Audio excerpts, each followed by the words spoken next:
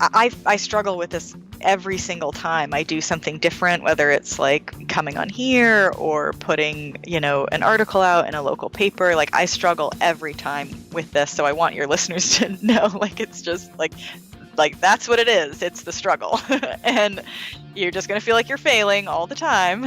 But, that piece is like, once you push it out into the world and you're like, okay, it's out there now. And now I'm going to feel really nervous for a week and a half, and then it's going to pass, and then you're not going to care as much anymore. So that's sort of my phases with all of it. This is Therapist Clubhouse, a podcast for private practice entrepreneurs. I'm Annie Schusler. This week, I'm talking to Wesley Little, a private practice entrepreneur from Charlotte, North Carolina. Wesley specializes in couples therapy and prefers to work in a group practice rather than having a solo practice. We often hear about how to start or run a group practice, but today we're talking about what it's like to be in the role of one of those therapists in a group practice. Listen as we talk about the pros and cons of joining a group practice and what group practice owners should keep in mind about attracting and retaining amazing therapists. Welcome, Wesley. Thank you so much for being on Therapist Clubhouse. I'm thrilled to be here, Annie. Thank you for having me. So I want to talk to you about your entrepreneurial journey, and can you tell us how long you've been in private practice and kind of how your private practice works? Yeah, so I feel like I have a kind of a weird journey. So I've been a therapist like post grad school for almost 4 years now. Mm-hmm. And after I graduated my grad school in Wisconsin, my husband and I moved immediately to Charlotte, North Carolina. And so I had to kind of start from scratch of like figuring out how people start out as therapists in this state and get licensed. And I didn't have a network or anything like that. So I did start part-time at an agency for a few months, but at the same time, I had started at a group private practice. And so I've really been in private practice since the beginning, but I've also done other jobs part-time kind of, while my client load was growing. Are you in a group practice now? I am. So I just ended my time at the group practice that I had started with, and I switched to a new group practice. And that's a little bit because I'm really, I would say, like an enthusiastic consumer of private practice building stuff, like I follow all the blogs and podcasts. And so as my community in that grows, people are really surprised to find out that I gravitate towards group practices, because a lot of people will, once they're licensed and if they like marketing, which I do, like they generally go out on their own. So I'm a little bit unusual in that I kind of gravitate towards the group practice. What is it that works for you about being part of a group practice? Well, I think for me, I think so much of this is kind of, being a therapist and a person is kind of knowing your own personality, what works for you. And I get so much from working alongside mentors and people who, are just smarter and more experienced than I am. And I know that, I can seek that out, and I often do, as kind of satellite mentors, but I get a lot out of having it in-house and having someone, really kind of there saying, here are the next trainings you need to do, and have you thought about this? And I also really love the entrepreneurial kind of business side of it. I worked in corporate America for, I don't know, probably 5 years before I became a therapist. And my husband's in HR, and I find that like the business side of things really fascinating. So I love kind of getting the inside view of how the small business works also. And do you think at some point you're going to want to go out on your own or start like your own group practice? Or do you imagine, continuing in the role you're in now? I think I can envision at some point wanting the total freedom to do whatever I want as an individual, but I really believe in the value of group practice. I know in California they call the time before getting fully licensed intern year. Am I right with that? Like Yeah. you're kind of an intern. Yeah. So, and that's different in North Carolina. They don't call it that, but you're Mm-hmm. still kind of provisionally licensed. But I mean, I think when you're fresh out of grad school, like you have no clue, like Mm-hmm. about, you know a lot, but like, you don't know what you don't realize maybe that like you are going to have to get way more training than you already have. Like, the private practice stuff is so hard. And I think if you have a healthy group practice, like I want there to be like tons of healthy group practices. So there's just an immediate funnel for people coming out of grad school instead of having to kind of choose between these like, suck you till you're dry agencies that aren't going to teach you like really good, in my opinion, most won't teach you really good therapy skills and really good balance, or like kind of fumbling around all by yourself as a total newbie in private practice. So I think like the healthy group practice is could be so important for people coming out of grad school. Yeah. And I think you've made a really good point in an email that you sent me about how a lot of times on like podcasts like this one, there will be people talking about group practice from the owner's point of view and the owner talking about what works in group practice, but we haven't heard enough from people who are members of group practices and like, what is it that works for you? What is it that could make group practices better for people? And what also I think could be really helpful is knowing what to look for in a group practice when you're choosing one to be part of. Yeah, I think that's a really great point too. And I think it makes sense that we maybe don't hear from the employee as much because, at least from what I see, and I'm sure there are different stories to this, people are in a group practice until they kind of hit a point where they could go out on their own and then they leave. Mm-hmm. And so it's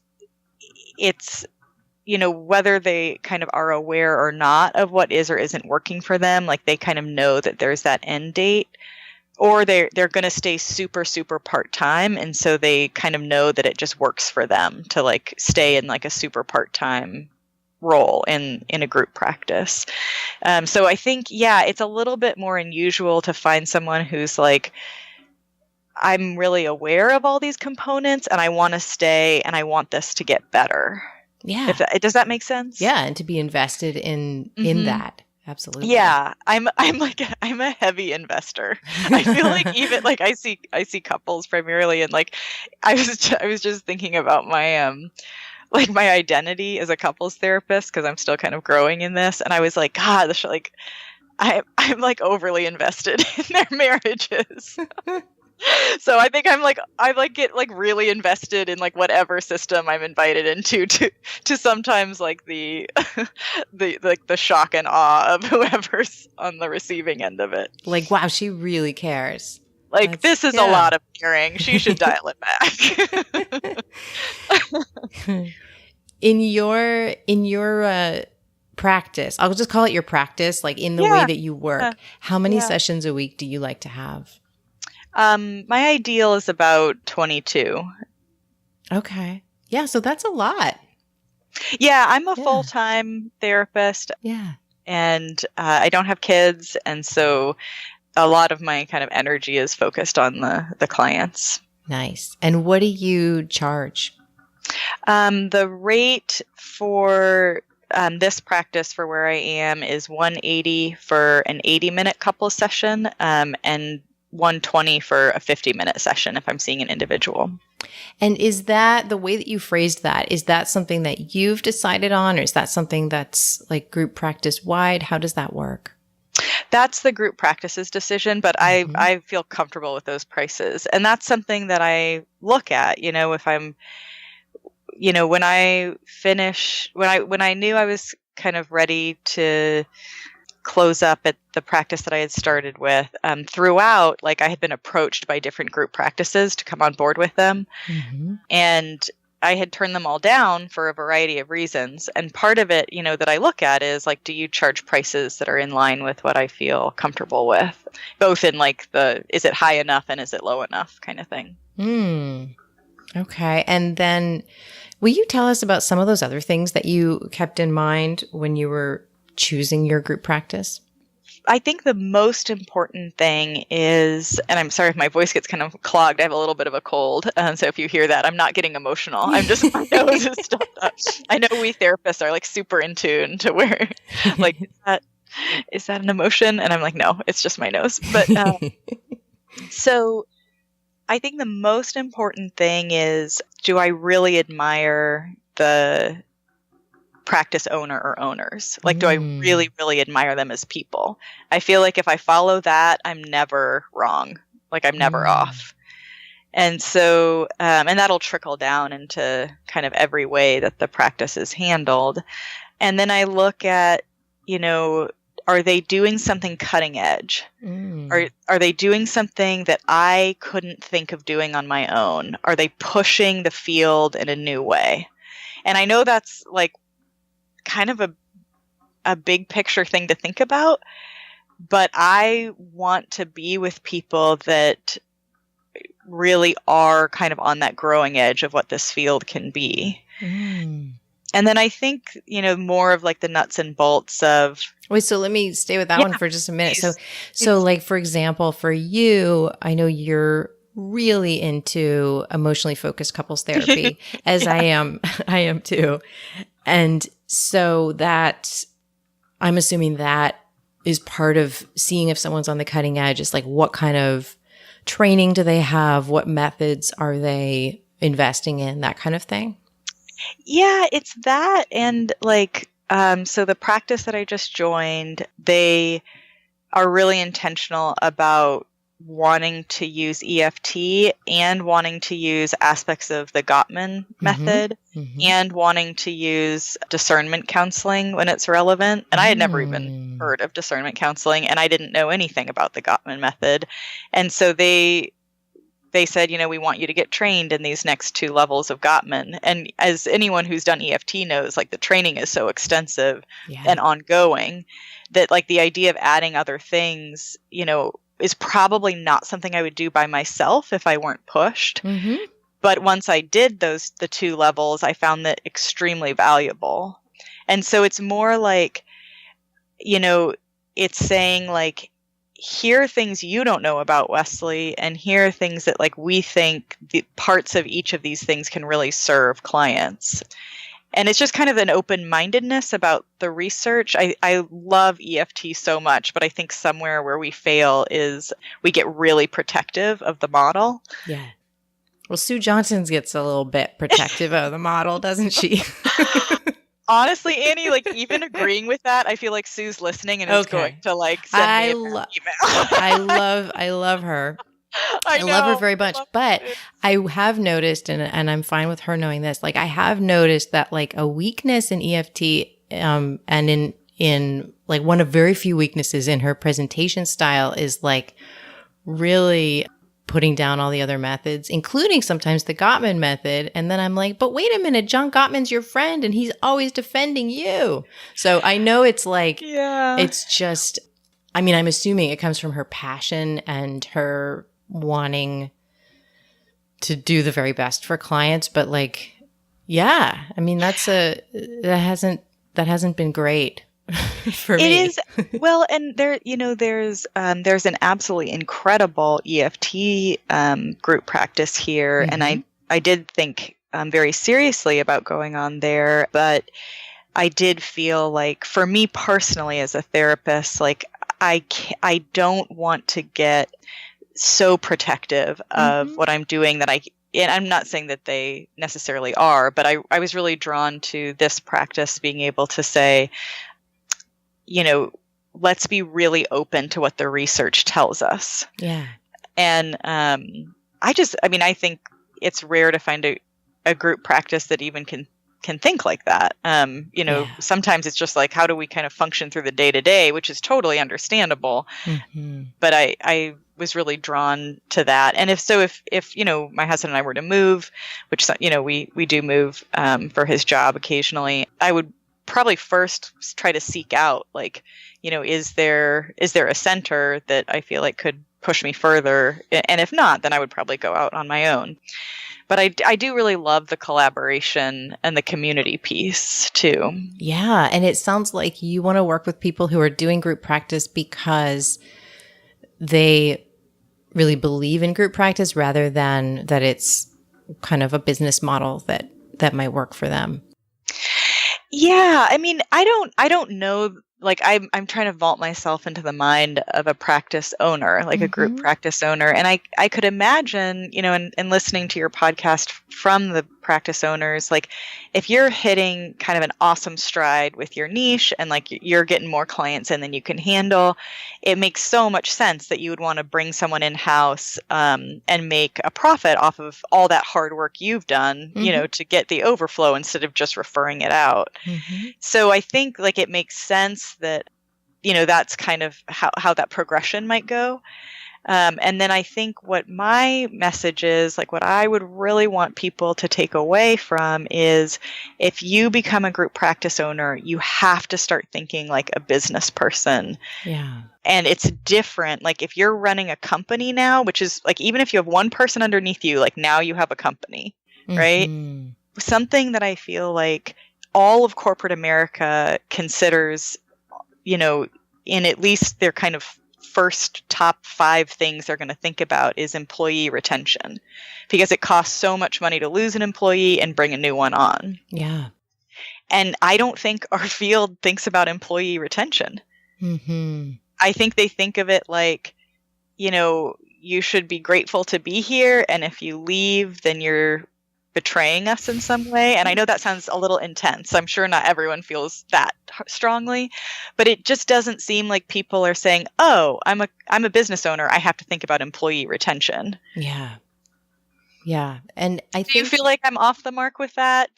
I don't. So I advise people who are starting group practices, and I used to have a group practice until just a few months ago, which now is in the very capable hands of Mary Beth Rediker. But what I have really always told people to think about is, for example, this idea of when people leave, that I think it's so important that when someone is ready to leave your practice, that they don't feel in any way like you don't want them to go, or if they don't feel in any way like that it's a betrayal. I mean, maybe you don't want them to go because they're awesome and you'll miss them, but that you're in no way trying to hold them back or trying to imply that they owe you something. So to set up a group practice in a way that both people in that relationship are getting their needs met from the beginning, so that it's not this idea of like the contractor or the employee, whichever it is going to be owing something besides just doing really excellent work while they're there. I think that's wonderful that you coach from that angle. I think that's so important that you kind of help them with that. And understandably, there will be the emotions of missing, people that you've gotten close to. I think that, from the kind of business mindset, to me, like, once you have a therapist that's out of kind of the deer of the headlights phase, right? That's out of the phase of like, what's happening? How do I do any of this? Like, how am I, like they've calmed down, they've got some experience under their belt. That therapist is going to be asking themselves every month, why am I paying this practice 40%? Like, that's the question. No matter how much they love you, no matter how anything, like, they can think you are like a magical unicorn, but from a business perspective, like, they are going to be asking themselves, like, why am I paying you 40%? And I think that it like for some, certainly not all, practice owners, they focus a lot on like the building itself. Like, we've got this great building, you're here, you have this beautiful office, and it's like, that's just rent. Like that's all that is. And like rent is a lot cheaper than 40%. And so I think, it's just realizing that your people are constantly assessing like what they're paying you for as you would be assessing them, and so having it, I think that piece you said about like, is this mutually beneficial is really important, because that question is going to be living in their minds all the time.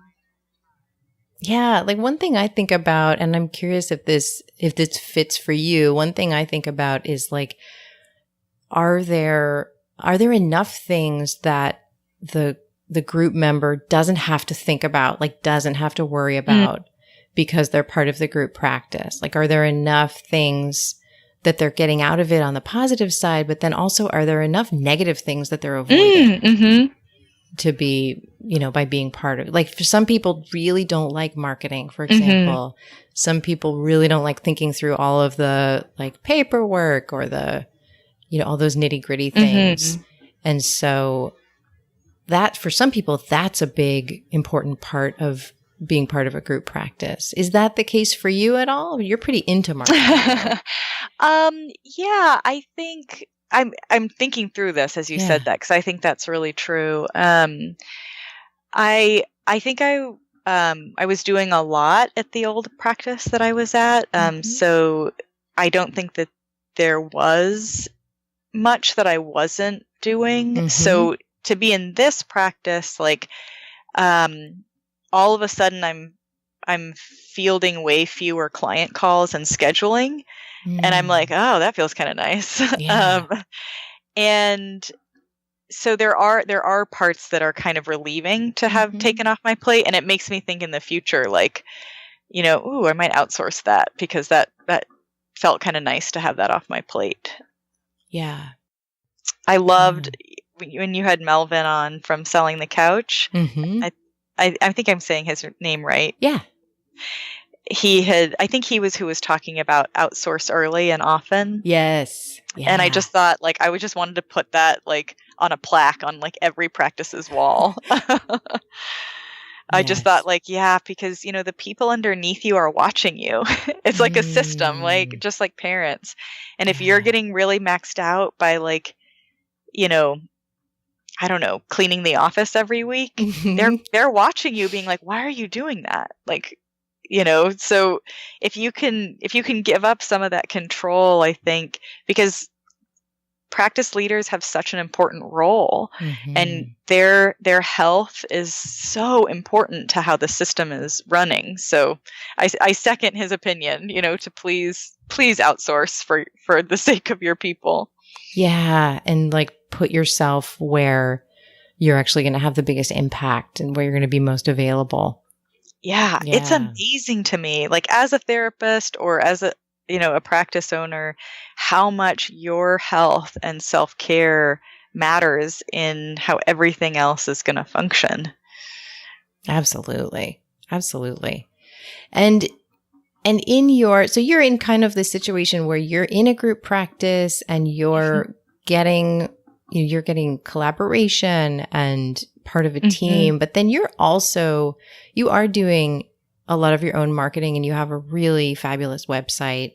Oh, thank you. Yeah. And one thing I noticed is that you have a really good welcome video, and that and it's pretty low tech, but really effective. And so I'm wondering, how did you figure out what to include? How did you figure out the tech side in terms of like figuring out how to do it without, in a low tech way, but that comes across so professionally? Oh, well, I'm glad it does. So yeah, I mean, let me go back a little bit in time to like, how did when I graduated from grad school, like I didn't even know there were practice builders. I didn't know this even existed. And I wish there was like a whole packet given to like every single grad student being like, here's Coaching with Annie, and here's Abundance Practice Building, and here's this, like, go Google these people and like your life will change. Because like truly, like without you guys, like I would know nothing. And so I'm so grateful to the work that you put out there, because it doesn't exist elsewhere. Thank you. And I have to say, without Casey Truffaut, I would be really confused. So yeah. Yes, we all had someone. Yeah. And so that's really where I just even first got the idea of building a website. And then once I was in it, I was like, oh, I love this. Like, I love the design element. I just love the creative visual element of it all. And I mean, I tweak my website all the time. I'm constantly tweaking copy and changing a word and changing, if I want a page or I don't want that page anymore. So I love it. I see it as a living document, and I love messing around with it. Nice. And the video, and all your listeners know, like, every single time you put yourself out there more, it feels terrible. Yes. It feels so terrible. And you're like, this is horrible, and I'm going to look like a total idiot, and everyone's going to think I'm cheesy, and like, this is so awful. So that's the process in which I made the video, where I'm like, well, this sucks, but, let's give it a shot, because why the hell not? And so I did purposefully want it to be low tech, because kind of part of my message is trying to change couples therapy from this like very like stiff, like you're entering into this, factory and they're going to like do things to you, to, just more for kind of the younger generation of like, this is just part of relationship health. Mm-hmm. So I wanted it to be low tech. And honestly, Annie, like, I don't like parts of that video, and I think about changing it. But from you and from other people you've had on, so much of the message is, you can't wait till it's perfect. You just have to wait till it's kind of good enough, and then put it out there and breathe with it for a while. So I'm sure I'll change it at some point, but, all of the ways in which I write my copy and I do any of the videos is, in as much as humanly possible, just trying to have it be a conversation with the client. Yeah. And that's how it feels. I think this is a great example of it's absolutely good enough. And if you decided at some point, no, I think I want it produced, I think I want to do this next time, then that's fine. But it's already been doing so much for you as it is. Yeah. I mean, and I think I struggle with this every single time I do something different, whether it's like coming on here or putting, an article out in a local paper. Like, I struggle every time with this. So I want your listeners to know, like, it's just like that's what it is. It's the struggle. And you're just going to feel like you're failing all the time. But that piece is like, once you push it out into the world and you're like, okay, it's out there now. And now I'm going to feel really nervous for a week and a half, and then it's going to pass, and then you're not going to care as much anymore. So that's sort of my phases with all of it. Absolutely. I love that you're letting people know that it just doesn't feel comfortable when you're doing the right thing, and when you're getting yourself out there the way that you need to be. It doesn't feel good at first. Yeah, it doesn't. For most of us. I mean, yeah. Some people are killing it in the confidence department, and I just love them for that.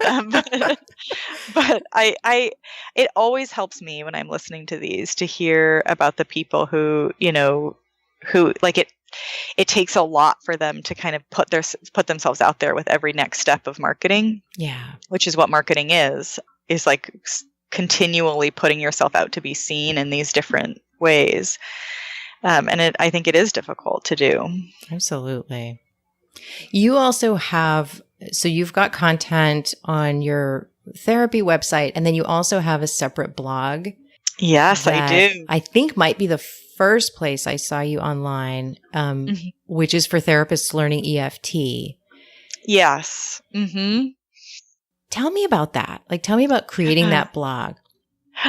Oh, I love that you asked that question, because I love my blog. And I say that not because I'm like, it's, so awesome, but more like I I have like the emotion of love for it. So it happened for two reasons. One is because learning EFT is for me incredibly difficult, and Not it's just for you. Oh my Not just gosh, for you. it's so hard. I'm sorry to interrupt, but it's like I was so happy when I saw your blog, because for me and for my very closest colleagues who have all done the EFT training, so many times we have been together saying like, why is this so hard to learn? Like it's changing our work. It's fantastic, but it's really like hard to learn in so many ways, including like emotionally. Yeah. So yes. Oh yeah. Please continue. Thank you for that validation. It's an incredibly nuanced model. Part of its power is in these like tiny magical attachment phrases, and you're trying to weed out, the content of what a client's giving you and repackage it in one sentence to kind of help phrase this differently. And so a big part of it was just like, this is not going to stick in my brain unless I'm like actively doing something with it every week that's beyond just the counseling. And I was like making flashcards to try to memorize like the steps and like all this stuff. And then I'm not a journaler at all. Like I do not like journaling and never have. But I thought, well, I think I'd like to do it like this, where I have some accountability because it's to the public, and it also kind of forces me every week to get in there and like cement what I'm learning, and then maybe it will be helpful for others. But when you start a blog, it's just like you alone, and you're like, will I have like one person read it? Well, it's like speaking into the void for a minute. Totally. Yeah. So the process of starting was kind of like, let's see. But the thing that I absolutely knew was that consistency was going to be essential. There are a number of blogs I follow, and I love the content. And I completely am fine with the fact that they're not consistent posters. But to me, like the only way that this was going to have legs was if I was consistent. So every single week it comes out. Wow, good for you. Awesome. Yeah. So for anyone doing like blogs and stuff, I think that routine is helpful. But there was another component, which is I was feeling very drained dry by all of the marketing and the training. I was feeling like I was kind of in a place where like nothing was paying off yet. Yeah. And I felt like I'm putting I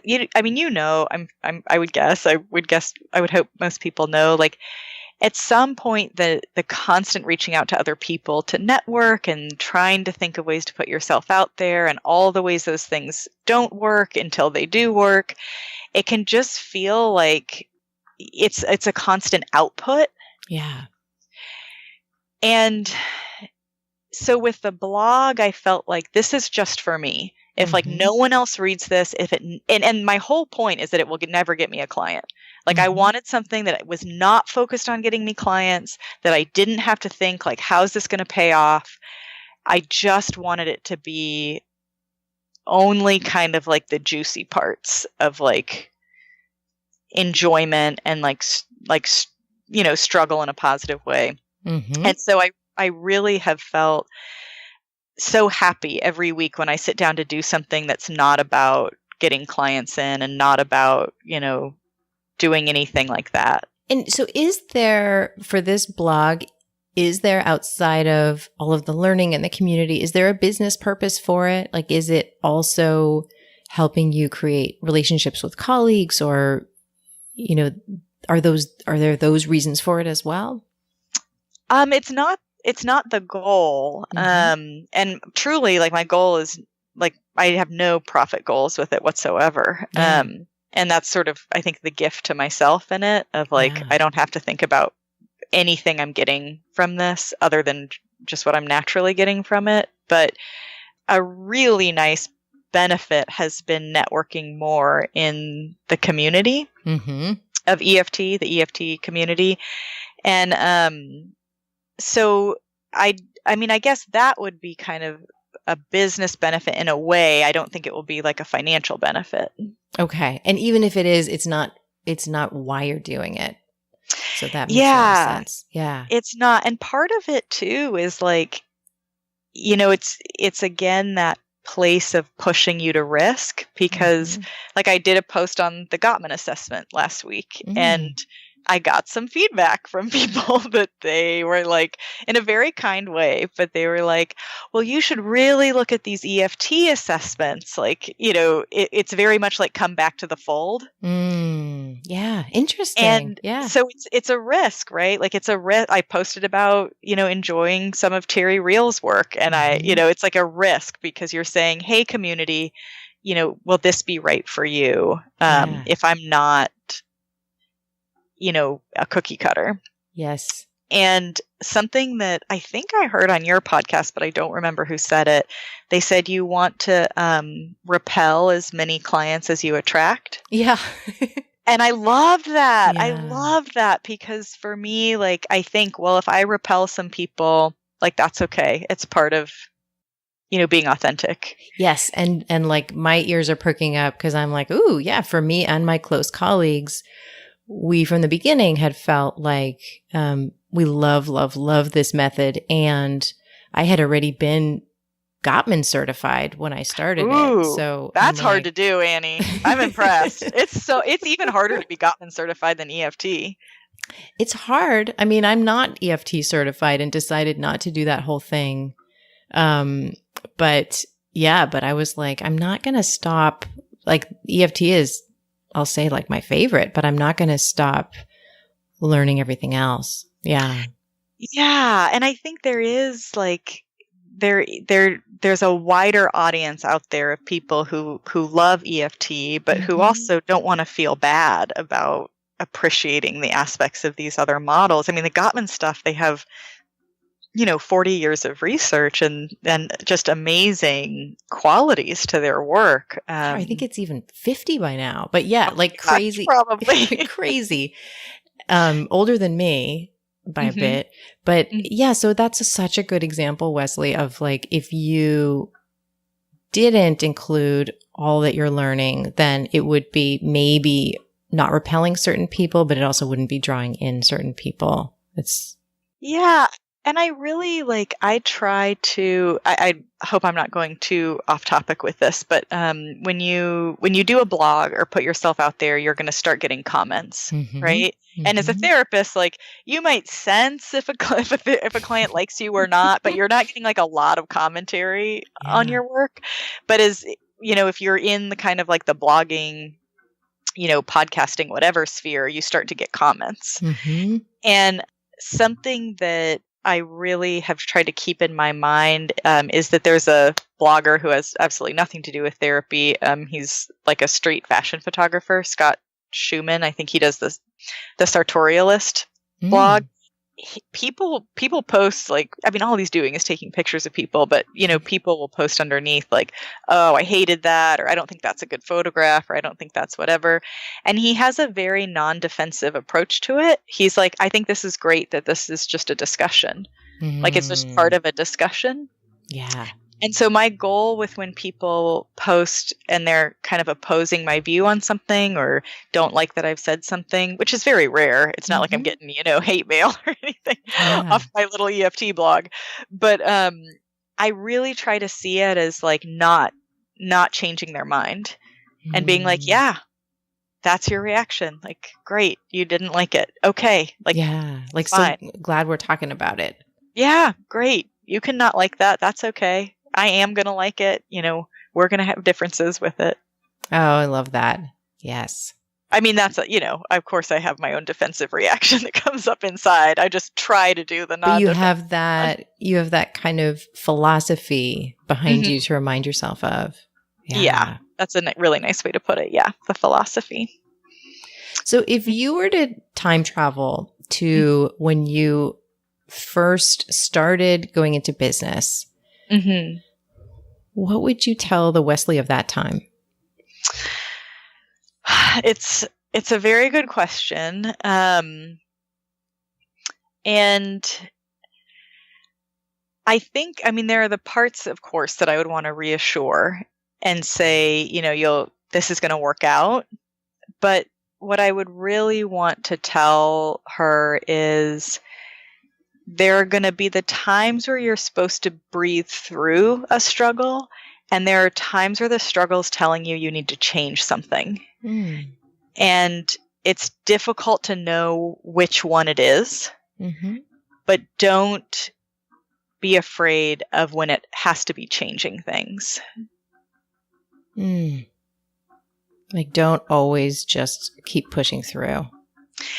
Yeah, I mean, I think there's a lot. There are so many moments that I've had where, I just have despaired about the lack of clients coming in, the feeling like, I changed my niche very publicly. Like, my clients all saw it, and I had to deal with a lot of difficult stuff from that. Like, there's a lot of moments that were difficult, but so there are those times where you're like, okay, I have to kind of breathe through this hardship. But there are times where it's like, stop being in the hardship. Like, you just need to change things. You have to get out of what you're currently doing and change it. And so I would tell her that, like, you're going to have to change things. And when you do, like, just know that it's going to be okay, but it's going to be hard. Beautiful. That's really helpful. So what is the very best place for therapists to find you and throw compliments at you? Well, I would love people to go to my blog. It's becomingatherapist.org. And it's really geared towards couples therapists, especially if you're learning EFT. So it's definitely a niche area. But that, I think, is where, like, people would see myself a little bit more. And then if they want to check out my website and see what I've done with it, it's wesleyannlittle.com. Excellent. I will have both of those in the show notes. Okay. And this has been so helpful, Wesley. Thank you so much for being willing to talk about this. Oh, thank you, Annie. I love what you're doing, and I so appreciate your work. So it's an honor to be on here with you. Likewise. Thank you so much. The listener question this week is... Listener question. What do I say when I'm calling people for networking purposes? When you're calling someone to network with them, think about it this way. What's in it for them? If you call someone and you say, hey, I met you at a training, or, my friend Joe knows you and I would love to meet for coffee because I need clients and, I'd love to have you refer appropriate clients to me. That is just not that attractive to the person you're reaching out to. Think about what's in it for them. You've got people that you're going to be needing to refer out from time to time. So even if your practice is not very full right now, there are going to be times when someone calls you and they're just not the right client for you. Or perhaps they have too close of a relationship to someone you're already working with, or they need a modality of therapy that you just don't do. So you're going to be referring out. Think about who you want to network with based on who you need to refer to. And I know that might sound counterintuitive because you're probably looking for referrals yourself. But if you start by thinking, what can I do for you? How can I be helpful?